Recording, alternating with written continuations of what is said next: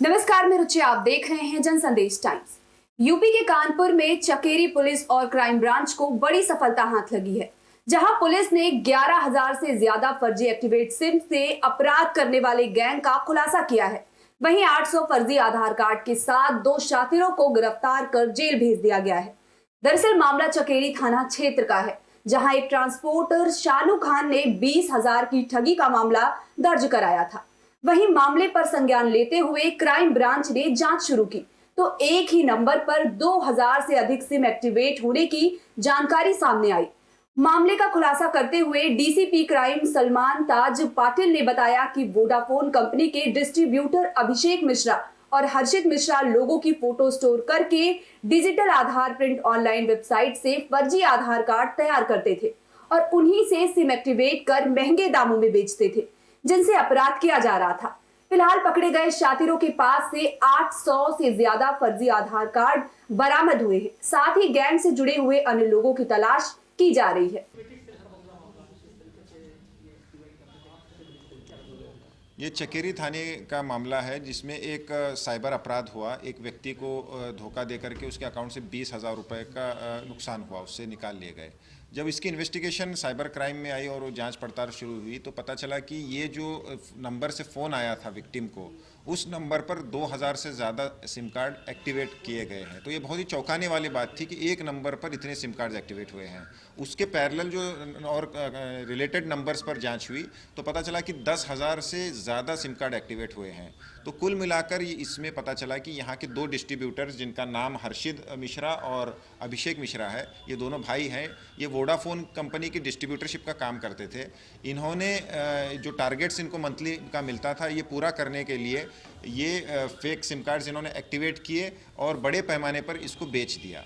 इनका modus operandi ये था कि एक डिजिटल प्रिंट आधार प्रिंट और .online नाम की एक वेबसाइट है, जहां पर जो व्यक्ति इनसे सिम कार्ड लेने के लिए आता था उसके एक्स्ट्रा फोटोग्राफ्स लेकर अपने गैलरी में स्टोर करते थे। उसका मिसयूज़ करके उससे सैकड़ों आधार कार्ड, फर्जी आधार कार्ड बनाते थे फोर्स करके, और उसके बाद उस आधार कार्ड के इस्तेमाल से उसके कैफ में डिटेल्स भर करके अलग अलग सिम कार्ड एक्टिवेट करते थे, जिससे एक तरफ इनका जो टारगेट भी पूरा हो जाता था और हर सिम को 300 रुपये से 500 रुपये पर किसी भी व्यक्ति को बेचने पर इनको बहुत ज़्यादा पैसा भी मिलता था। तो इस उद्देश्य के साथ इन्होंने ये कार्य किया है। हमारे पास 11,615 एक्टिवेटेड सिम कार्ड्स की जानकारी है, जिसमें लगभग 700 सिम कार्ड्स बरामद हैं इनके पास से, बाकी इन्होंने बेच दिए हैं। लगभग 800 से ज़्यादा आधार कार्ड जो अलग अलग व्यक्तियों के नाम पर इन्होंने बना रखे थे दूसरे एक्टिवेट करने के लिए सिम कार्ड, वो आधार कार्ड्स जो हैं वो बरामद किए गए इनके पास से। 12 मोबाइल जो इस काम के लिए प्रयोग किए गए हैं एक्टिवेशन के लिए, वो बरामद किए गए हैं। आधार के बायोमेट्रिक मशीन्स भी इनके पास से बरामद किए गए हैं और लैपटॉप, प्रिंटर्स, ये सब तमाम चीज़ें इनसे बरामद कर दी गई हैं।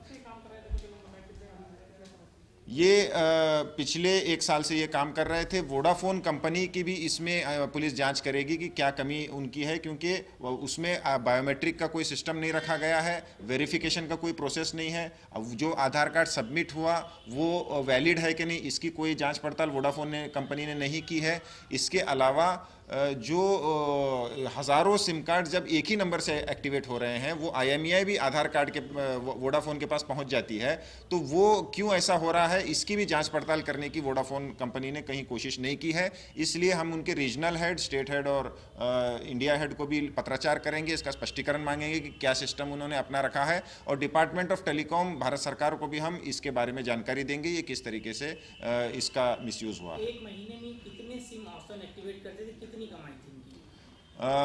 ये जैसे मैंने बताया 300 से 500 प्रत्येक सिम कार्ड को ये प्राप्त करते थे, और एक महीने में जैसा 10,000 ये सिम हुआ तो 1,1200 सिम प्रत्येक महीने में ये एक्टिवेट करते थे।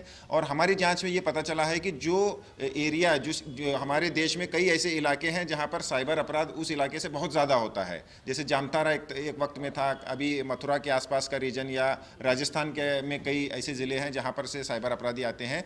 तो जो हमने सिम का पता लगाने की कोशिश की। इन्होंने जो सिम बेचे हैं ज़्यादातर ऐसे साइबर अपराधियों के इलाकों में, बिहार, झारखंड, साउथ इंडिया में, राजस्थान में, मथुरा के क्षेत्र में ये सिम्स चल रहे हैं और एक्टिवली इसका प्रयोग अपराधों के लिए किया जा रहा है। इसके अलावा जो फिजिकल अपराध होता है साइबर अपराध के अलावा, इसमें भी बड़े पैमाने पर इसके मिलने की सूचना हमें मिली है, जिसकी हम जांच पड़ताल कर रहे हैं। अभी तक एक ही केस सामने आया है एक्टिवेटेड केस से जो फ्रॉड हुआ, उसके अलावा कोई दूसरा केस सामने? इसके अलावा भी कुछ केसेस सामने आए हैं, उसकी बारे में हम अभी जानकारी नहीं देना चाहते, उस गंभीरता को देखते हुए।